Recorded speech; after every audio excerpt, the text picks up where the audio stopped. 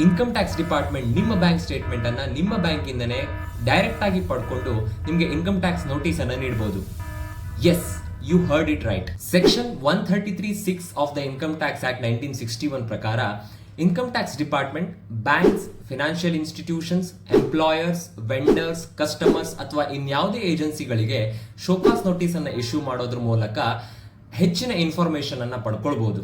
ಹಾಗೆ ಈ ಇನ್ಫಾರ್ಮೇಶನ್ ಅನ್ನ ನಿಮ್ಮ ಇನ್ಕಮ್ ಟ್ಯಾಕ್ಸ್ ರಿಟರ್ನ್ಗೆ ಕಂಪೇರ್ ಮಾಡೋದ್ರ ಮುಖಾಂತರ ಏನಾದರೂ ಡಿಫರೆನ್ಸ್ ಇದ್ರೆ ನಿಮಗೆ ಇನ್ಕಮ್ ಟ್ಯಾಕ್ಸ್ ನೋಟಿಸ್ ಅನ್ನ ಸರ್ವ್ ಮಾಡಬಹುದು. ಯೂಶುವಲಿ ನೋಟಿಸಸ್ ಯಾವಾಗ ಬರುತ್ತೆ ಅಂದ್ರೆ ಹೈ ವ್ಯಾಲ್ಯೂ ಟ್ರಾನ್ಸಾಕ್ಷನ್ಗಳಿರುವಾಗ, ರಾಂಗ್ ಕ್ಲೇಮ್ ಡಿಡಕ್ಷನ್ಸ್ ಅನ್ನ ರಾಂಗ್ ಕ್ಲೇಮ್ ಮಾಡಿರುವಾಗ, TDS ಮಿಸ್ ಮ್ಯಾಚ್ ಇರುವಾಗ, AIs ನಲ್ಲಿ ಇರತಕ್ಕಂತ ಇನ್ಫಾರ್ಮೇಶನ್ಗೂ ನಿಮ್ಮ ಟ್ಯಾಕ್ಸ್ ರಿಟರ್ನ್ ಇನ್ಫಾರ್ಮೇಶನ್ಗೂ ಡಿಫರೆನ್ಸಸ್ ಇರುವಾಗ ಈ ತರಹದ ನೋಟಿಸ್ಗಳು ಬರಬಹುದು.